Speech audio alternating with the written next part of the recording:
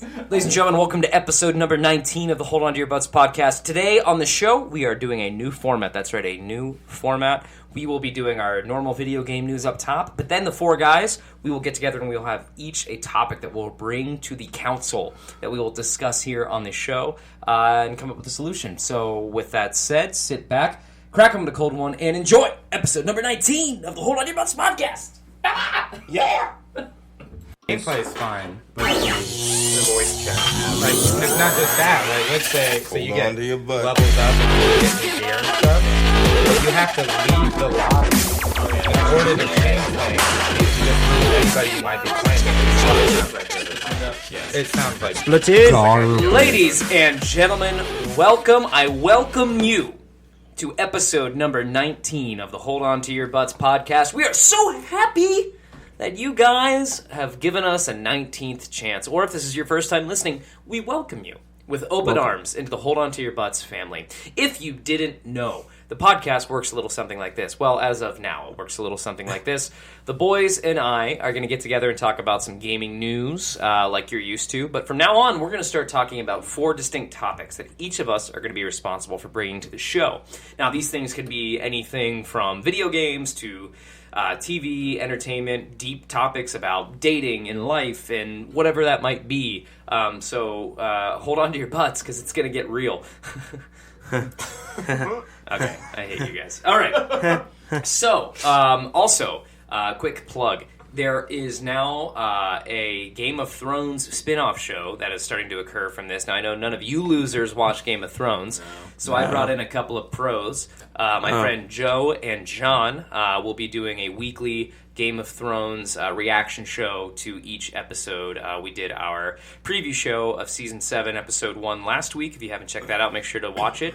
And look for our next show to go live tomorrow, a reaction to Episode 1, which was fucking awesome. Now, not a lot happened. I don't want to get into it. You guys don't even know what I'm talking about. No, we won't know. I watch better porn. Yeah, okay, cool. That is true, actually. It is just porn and dragons. Yeah. But does your porn have dragons? There are plenty of porn and dragons. Okay, I bet there is. You might just not be searching the right things. Yeah. Yeah, Did you really try to quiz me on whether there's something in porn? Because it's already been done. You're right. Yeah, absolutely everything has been done. So Is John the one that was here last week? John was the porn doctor. The porn doctor. Yes, he knows that's all right. about the porn. porn doctor. That's Too right. bad we miss him. So, make sure to look out for that. We'll continue to do our reacts to major geeky movies. If you didn't catch our Spider-Man Homecoming reacts, make sure to check that out. I don't know what's coming up next for reacts for the crew here. DC Probably movie. Dunkirk. You want to go see that? Dunkirk would be a really... People are You'll saying that's a actually see it? masterpiece. Yeah. That's a Christopher Nolan movie. He's actually going to go see watch it. a movie. It's you- Christopher Nolan. Have you guys been, like, excited, though, for Dunkirk? Like, No, is dude. I can't say that I'm actually I'm not a excited war for it. guy. I'm not a, like, You're not a war. You're a lover. war You're a lover, guy. not a fighter. No. I feel like it has to be good, given the pedigree, knowing that it's Chris Nolan. Like, you know, in Nolan we trust. So I'm gonna see it, and I want to see it in IMAX. Like, I want the whole experience. Is it gonna be, you're like- in? Are we gonna see I'm it? definitely in. I'm All right. 100% Are you guys gonna come with us? I'll You guys go. wanna see it? Okay. I'll go. Why Is it going to be IMAX or IMAX 3D? I don't want 3D. I don't think he does 3D. Hopefully he doesn't do 3D. I don't believe 3D must- Action Yeah. movie, like war, old school. Is it World War One, Two? What is it? World War One, I think. 2. 2?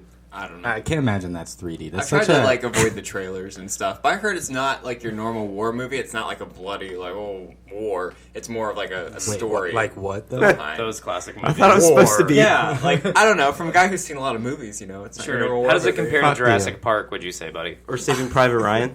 Have you seen Saving Private Ryan? No. Oh my god. That's What? unbelievable. All right, moving on. So, moving on, guys, let's talk about some game news. I think the big game news of the week, there's a couple stories, but I think the first one is that Atari has launched, or is launching a new console. They're getting back into the console game. Now, it's a little confusing from what I understand about this console. So, it's going to be part the SNES throwbacks that we've been seeing, right, with the SNES and the NES.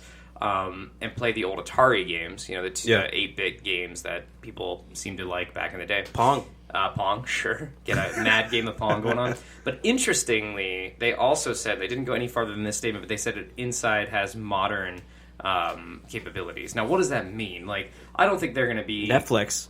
Hulu. Yeah.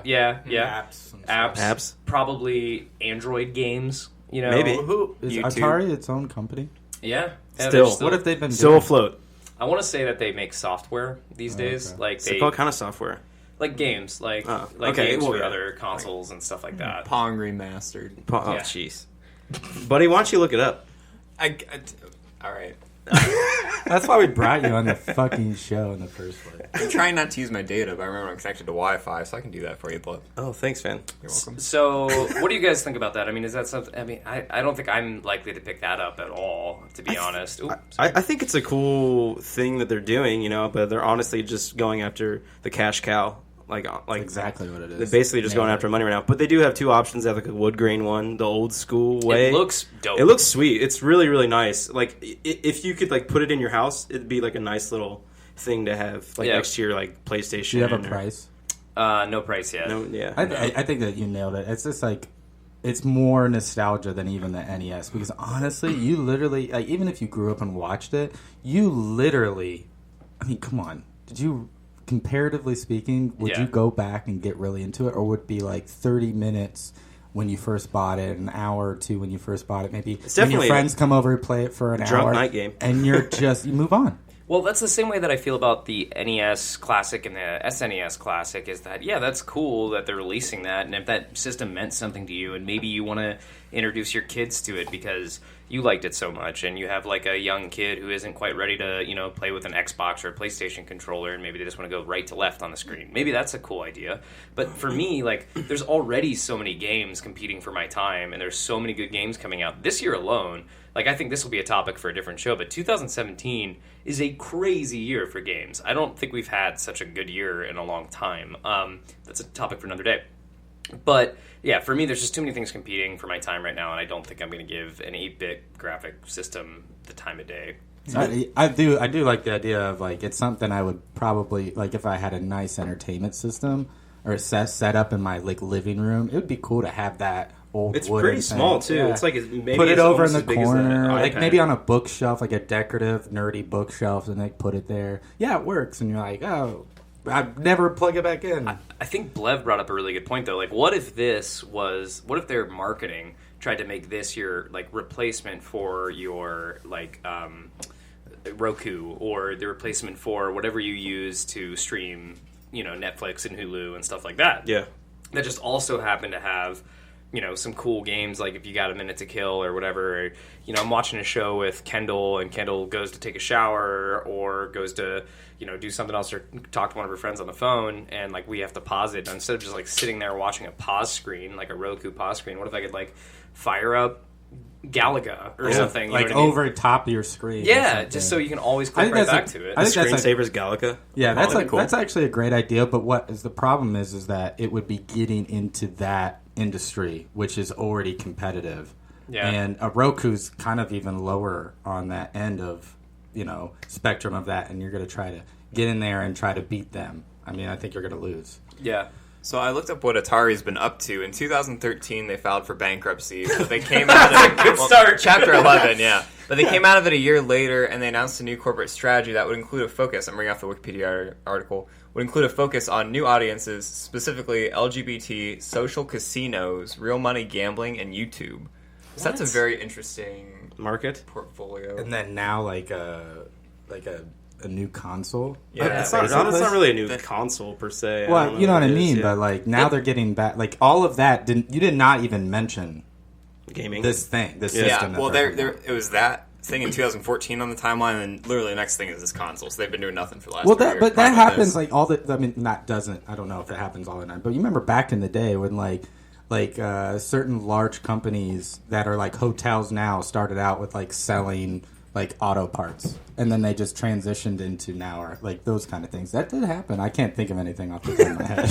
I was like, where's? I think there's a toothpaste Where's he company. pulling this Can I still up? make the fact check noise? I No, swear to you have God. lost that privilege. To be clear. Yeah, get the fuck out. So I think the interesting thing is that I had actually heard through that press release that Atari is getting back into the console war. It's like, fuck you. No, you're not. That's not what you're doing. Like, you're releasing like a cool little kitschy box that's capitalizing on all And this it's probably nostalgia. cheap. It's a cheap investment. Sure, It's yeah. like, hey, we could do this real easily and real cheaply, and look what the NES and Super NES is about to do. Let's just do it real quick. Cool. So next news story revolves around the Nintendo Switch, and Buddy, I think you've got this one.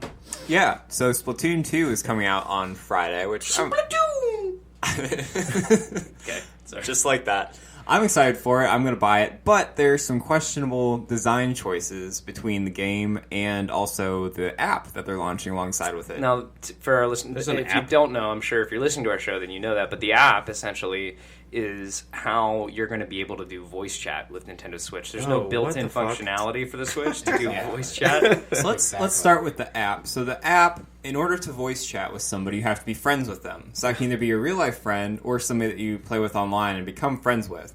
But you can't talk to any of the strangers on the other team, or I think on your team too, unless you're friends with them. So that's design decision number one. Number two is that you can't listen to the game noises and the voice chat at the same time, right?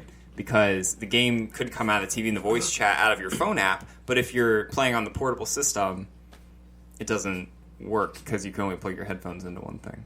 Jesus. Also, I'm trying to find a picture of this to show you guys, but essentially the setup for this thing is absolutely insane. So you plug this cord into your Switch. You plug this cord into your Switch, and then that cord runs to your, like, only this one type of headset or something that then you have to have plugged into your phone. So there's a cord that runs from the Switch to the headset, and the cord that runs from your headset to your phone, and you have to use the app only as like the voice chat functionality or something. It is so convoluted. Here's possibly the worst thing, is that the voice chat and the app only works when your phone is on. Like when your phone is like it doesn't go when if the it goes screen to is sleep? on. Like if it goes to sleep, it turns off. If you turn on another app, it turns off. Wow. Only when you're on the app and it's on. Like, Splatoon. I only have 3 words for Nintendo. It's what the fuck. Like, seriously, how can you design a revolutionary, amazing system like the Switch and fall so fucking flat? God, they fucked that up. Like, It totally eliminates the portability. you don't even need... First of all, why didn't anybody go, hey guys, let's just not do an app and just make the Switch ability to do that in the game? Like every other system that's smart out there. So Switch does not have that capability at all. Nothing. No. They're Oh fucking my garbage. god. Not that we know. And it's a turnoff to me. That's one of the biggest turnoffs to me about that system is that horrific decision making. And then there's other decisions that they made in Splatoon that like just don't make sense to me. Absolutely do not make sense. I mean, if you're going to Who go made through this Splatoon? whole like process of setting this thing up, I mean, if it were me, like, why not just like boot up your computer and do a Google Hangout with everybody that's playing? You know what I mean? Like, just do that and do like a FaceTime or something. I bet you that's what people do. Use Skype or like Discord or something instead. It's just like Still fucking weird. stupid. Yeah. It is absolutely insane to me. Couldn't Absolutely the insane. makers of Splatoon make a voice chat inside the game? Yeah, so I don't know if that. Yeah, that's a good point. I don't know if it comes down to the hardware limitations or if it comes down to like the software companies that are making. Probably the hardware. You have to assume if the software then- company was making it, they would do Because it. it's just the headset then, if you think about it, because you just need a mic and headphones. It's got to be Nintendo because Rogan, you and I, we have talked through Xbox without even being in a fucking game. Like Yeah. it's part of the system. Yeah. And so Nintendo doesn't have that aspect to it. Like you don't even need to have the software developers or the video game developers really do much as long as the system itself has that capability, and it doesn't. You're right. Barely anyone today in game. If you're playing with your friends, you start a party. You start a party, and then that's just how you chat, and that's how you talk the whole time. You don't use no one uses the in-game chat functionality anymore. Barely at all, unless you're playing by yourself. And if you're playing by yourself, you're probably not chatting. Yeah, you don't give a shit. Yeah, you just don't care. Yeah, so It is very it's strange. absolutely idiotic to me. But that being said, I'm still excited for the game. I mean, the first game didn't have voice chat at all. It had literally 2 things you could say by hitting a button, like "come here" and Retreat. no, what was the other one? It was "to me" Splatoon? and "booyah." Booyah was the other one. Oh, gotta have booyah.